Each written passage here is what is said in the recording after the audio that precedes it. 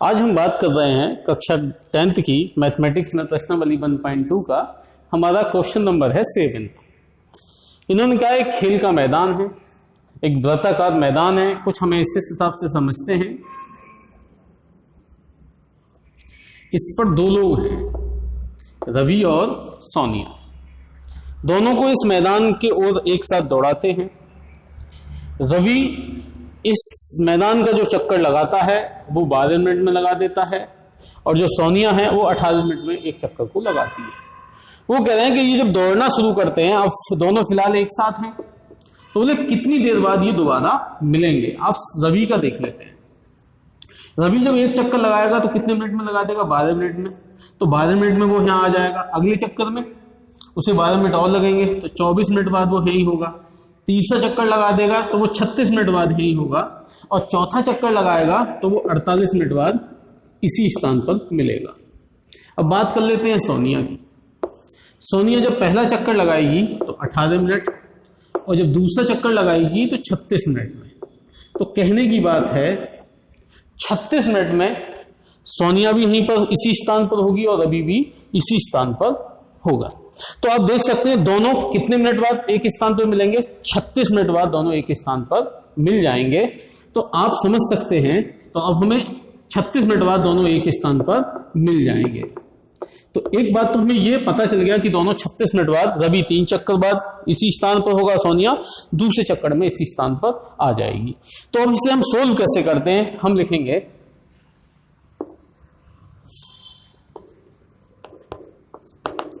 पुनः एक स्थान पर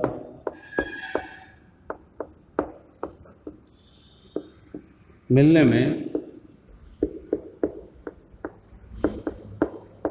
लगा समय बराबर एलसीएम निकाल सकते हैं हम किसका? 12 और 18। और ये एलसीएम जो आएगा वो किस में लिखेंगे हम? मिनट में। तो मिनट की बात चल रही है तो एलसीएम आप इस हिसाब से भी निकाल सकते हैं, तो 36 मिनट आएगा। या फिर आप एलसीएम इस प्रकार से भी निकाल सकते हैं, 12 और 18 का एलसीएम निकाल रहे हैं तो कितना आ गया? 2 छक्का 12, 2 नेम 18, 2 तिया 6, 3 इकन 3 तिया 9। तो ये कितना हो गया? अब आपका जो एलसीएम आया है वो कितना आया? 2 गुणा 2 गुणा 3 गुणा 3 मतलब 36 मिनट। आपका एलसीएम आया 36 और आपका जो लगने का समय आ रहा था वो कितना आ रहा था? जो इनका एलसीएम आएगा मिनट में हम लिखेंगे तो ये 36 आ गया। तो हम लिख सकते हैं अतः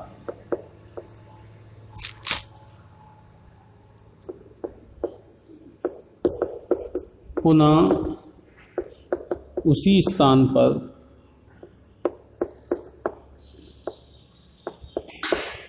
मिलने में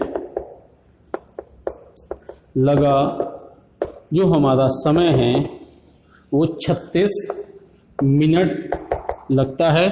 ये आपको एक ओरली समझाया गया था, इसे आपको नहीं लिखना है।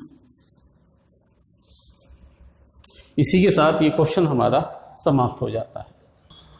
बात करते हैं हम प्रश्नावली 1.3 के पहले क्वेश्चन पर। इन्होंने कहा है कि सिद्ध कीजिए रूट एक अपरिमेय संख्या है।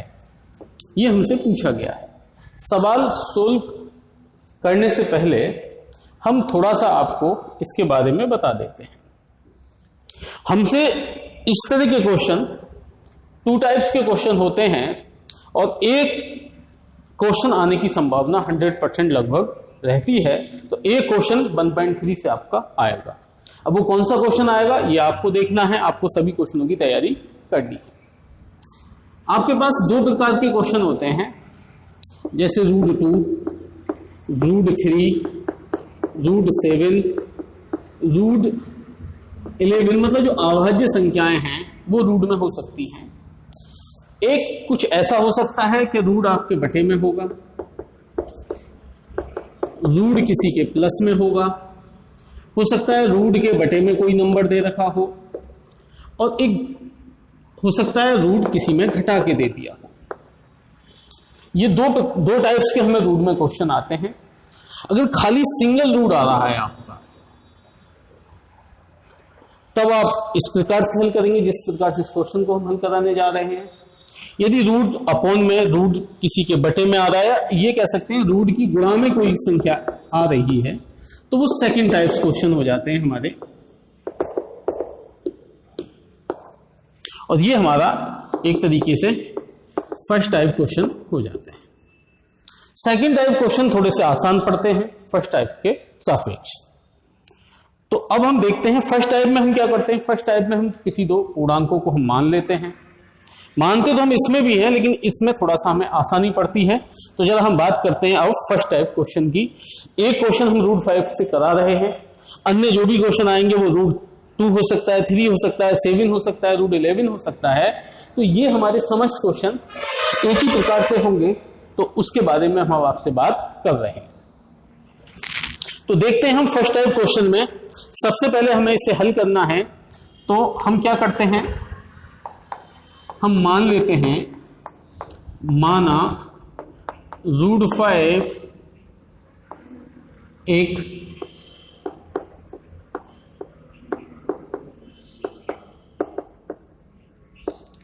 परिमेय संख्या है तथा हमें दो पूर्णांक मानने हैं।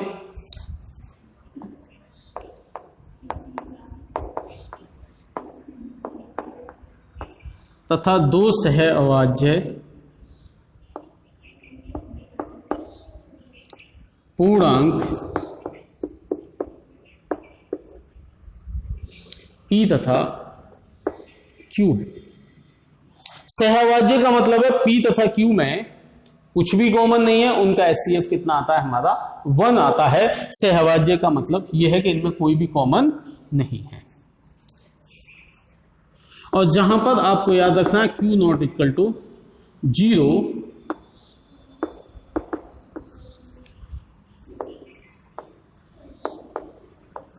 इस प्रकार है कि जो रूट 5 है ना, वो हमने एक परिमेय संख्या मानी है। P तथा Q दो सहअभाज्य संख्याएं हैं, और वो इस प्रकार है कि जो रूट 5 है वो P अपॉन Q के बराबर होता है। अब दो कंडीशन हमने मानी है। रूट 5 यदि परिमेय संख्या है, तब P तथा Q कैसी है, सहअभाज्य संख्याएं हैं। हम क्या लिख सकते हैं, Q अपॉन में चला जाएगा, तो P बराबर कितना हो गया, रूट 5 Q। हमने दोनों तरफ वर्ग कर दिया, तो कितना हो जाएगा जब हम इसका वर्ग करेंगे, तो ये हो गया 5Q²। ये समीकरण 1 डालते हैं। आप जरा समीकरण 1 से देखते हैं कि जो P है, P² है, वो किससे, 5 से विभाज्य है। तो हम लिख सकते हैं P² 5 से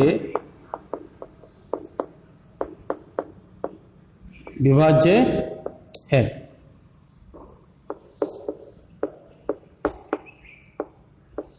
तब P भी 5 से विभाज्य होगा।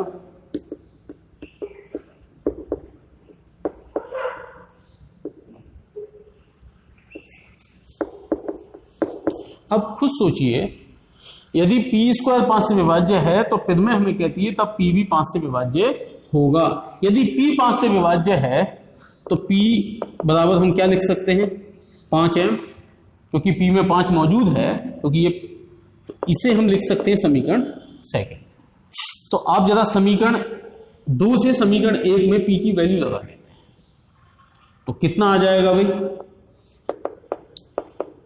समीकरण 2 से P का मान समीकरण 1 में रखने पर, जब हमने P का मान समीकरण 2 से समीकरण 1 में रखा, तो कितना लगा सकते हैं हम, P की जगह 5m, तो 5m का स्क्वायर इक्वल टू 5Q²। जरा इसे हम अब सोल्व करते हैं।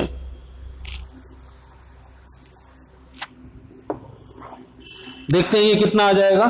5 का स्क्वायर 25,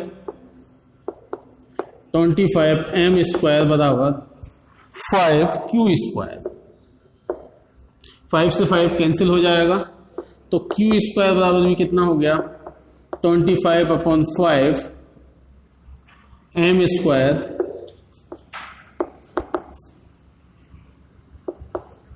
ये हो गया 5m स्क्वायर। इसका मतलब 5 q स्क्वायर को भी विभाजित करता है। इसे दे दिया हमने समीकरण 3, और हम लिखेंगे समीकरण 3 से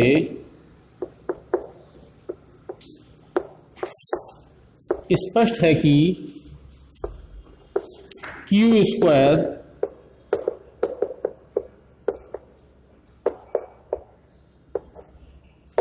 पांच से विभाज्य है। तो q स्क्वायर किससे 5 से विभाज्य है, तब जो q है वह भी 5 से विभाज्य होगा।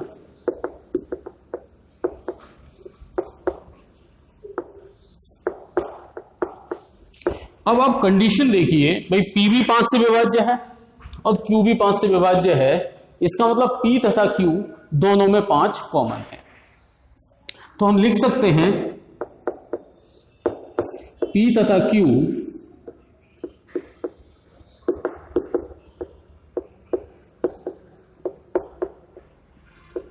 5 से विभाज्य है।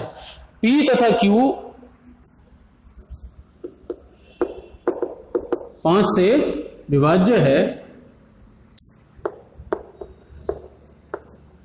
परंतु हमने क्या मानी थी, हमने जो कल्पना करी थी, जो हमने ऑब्जर्व करा था, वो ये करा था √5 एक परिमेय संख्या है। कब? जब p तथा q सहभाज्य संख्याएं हैं। जबकि हमें पता चल गया है p तथा q 5 से विभाज्य है, इसका मतलब दोनों में 5 कॉमन है। अब दोनों में 5 कॉमन है, इसका मतलब p तथा q कैसी ये संख्या है, अभाज्य संख्या, सहभाज्य संख्याएं नहीं है। जब ये सहभाज्य संख्याएं नहीं है तो हमें जो हमने कल्पना करी थी वो क्या हो गई, गलत हो गई है। परंतु p तथा q सहभाज्य संख्या है। अतः आप लिख सकते हैं जो हमने कल्पना की थी उसमें विरोधाभास उत्पन्न हो रहा है।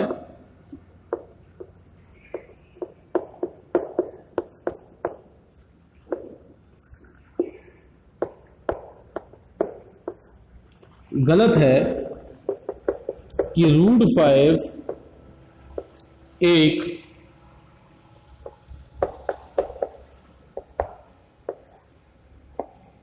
परिमेय संख्या है। तो हमारी जो कल्पना थी कि √5 एक परिमेय संख्या है, वो क्या है, गलत है। परिमेय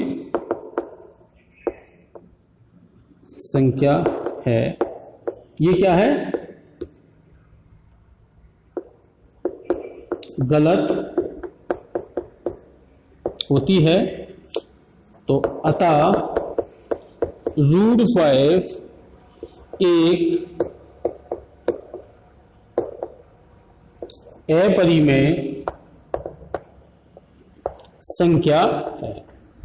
तो कहने की बात यह है, जिस प्रकार से मैं √5 को सोल्व करूंगा उसी प्रकार से, चाहे वो √3 हो, √7 हो, चाहे वो √11 हो, रूट के कोई भी, अगर एक सिंगल रूट में कोई भी आपसे सवाल पूछेगा तो आप इस थ्योरी का प्रयोग करते हुए उन सवालों को सोल्व करेंगे। अब हम बात कर रहे हैं सेकंड टाइप क्वेश्चन, जिसमें रूट किसी एक संख्या में कुछ जुड़ा रखा होता है या घट रहा होता है, तो उन्हें हम इस प्रकार से सोल्व करते हैं। तो मानेंगे तो हम इसे भी, माना 3 + 2√5 एक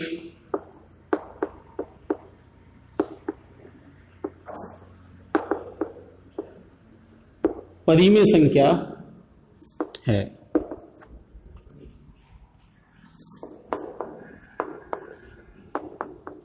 तथा P तथा Q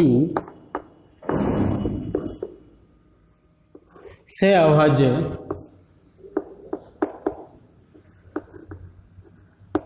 पूर्णांक इस प्रकार हैं कि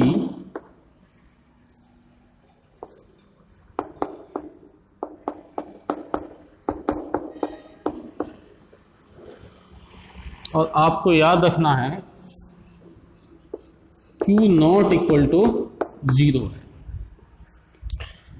अगर ये 3 + 2 रूट एक परिमेय संख्या है तब ये P अपॉन Q के रूप में हम इसे लिखते हैं।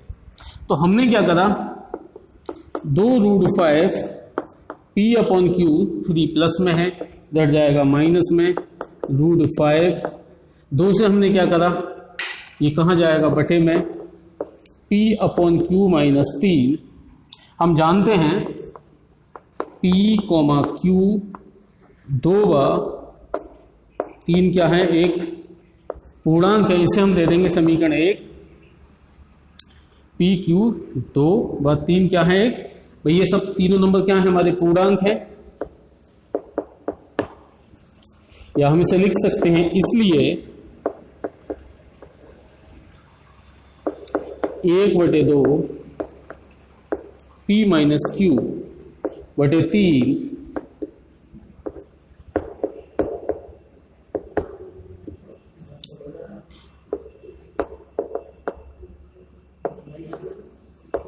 एक परिमेय संख्या है। आप देख सकते हैं अगर ये परिमेय संख्या है तो समीकरण 1 से ये दोनों कैसे बराबर हैं,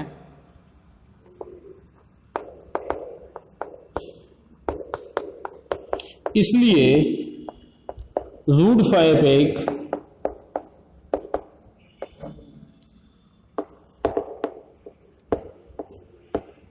परिमेय संख्या है, परंतु तथ्य में विरोधाभास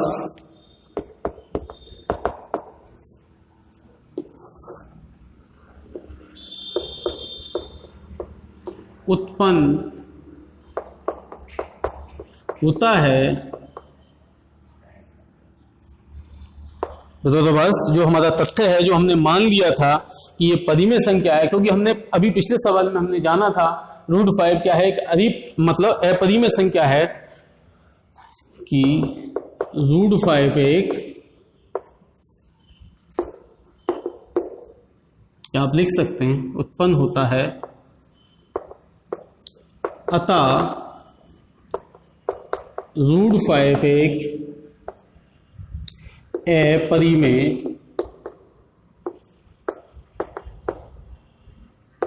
संख्या है,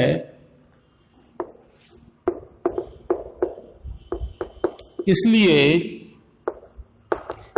3 + 2√5 भी एक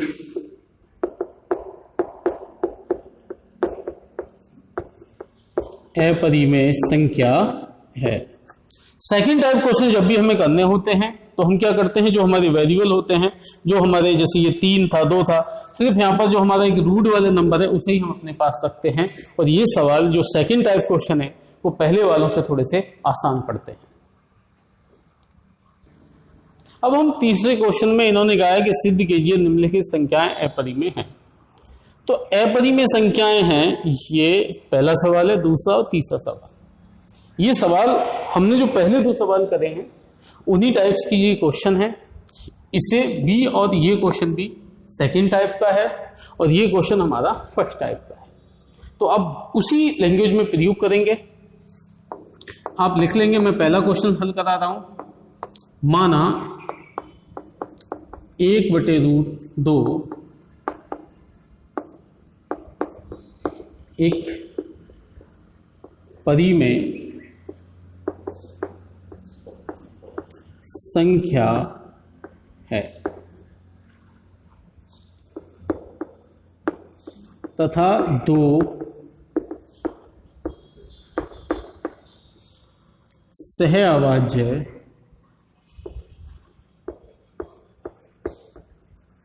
पूर्णांक P तथा Q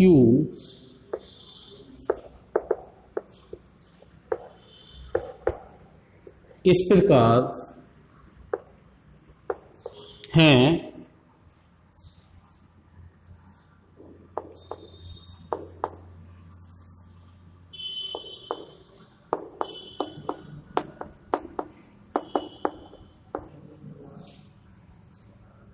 और जहां पर Q नॉट इक्वल टू 0 है, ये हमें मालूम होना चाहिए।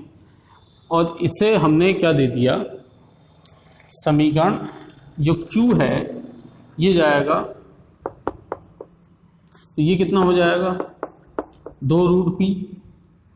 हम क्या कर सकते हैं, इसे समीकरण 1 दे देते हैं, या हमने क्या करा, दोनों तरफ वर्ग करने पर तो ये क्या हो जाएगा आपका Q², तो ये कितना हो जाएगा 2P²। इसे हम दे देते हैं समीकरण 1। समीकरण 1 से स्पष्ट है कि Q²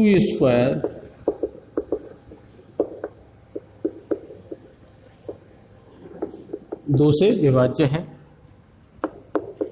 तब प्रमेय हमारी बताती है यदि Q² 2 से विभाज्य है तब Q भी 2 से विभाज्य होगा।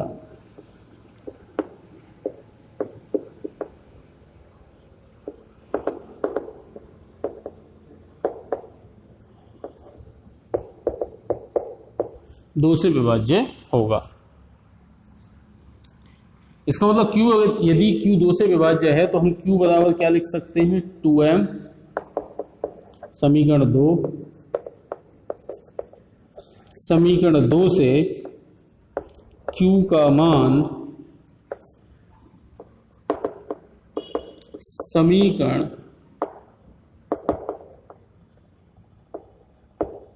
1 में रखने पर जब हम लगाते हैं Q की वैल्यू कितनी, 2m, ये हो गया 2m का स्क्वायर बराबर 2p का स्क्वायर। तो इसे अब हम क्या लिख सकते हैं, 2 दूनी 4m स्क्वायर,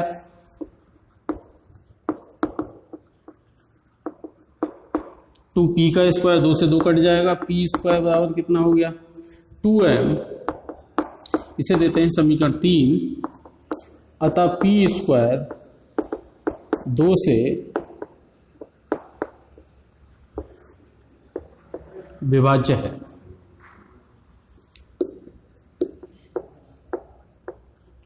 तब p भी 2 से विभाज्य होगा।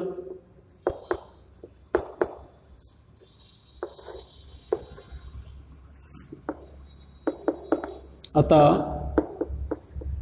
P तथा Q दोनों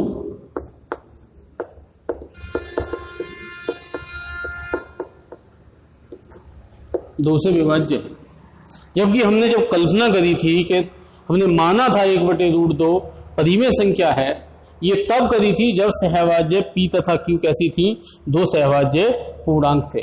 और ये कैसे हैं, यहाँ इन दोनों में ये 2 से विभाज्य है, तो यहाँ 2 भैनिश कितना आ रहा है, 2 आ रहा है। तो इसका मतलब जो हमने कल्पना करी थी वो क्या हो गई, हमारी गलत हो गई है। कब, यदि ये परिमेय संख्या है तब P तथा Q कैसे आने चाहिए थे, सहभाज्य संख्याएं आनी चाहिए थी, जबकि ये कैसी आ रही है, दोनों में 2 कॉमन है। इसका मतलब ये दोनों ही भाज्य संख्याएं आ रही है। इसका मतलब हम लिख सकते हैं, अतः तथ्य में विरोधाभास उत्पन्न होता है कि √2 एक परिमेय संख्या है।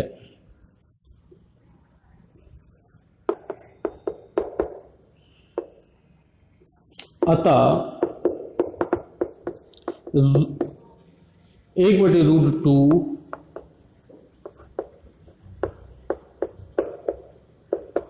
एक अपरिमेय संख्या है। इसी के साथ ये हमारा पहला क्वेश्चन समाप्त हो जाता है। सेकंड और थर्ड क्वेश्चन हम सेकंड क्वेश्चन की तरह उसे सोल्व स्वयं करेंगे।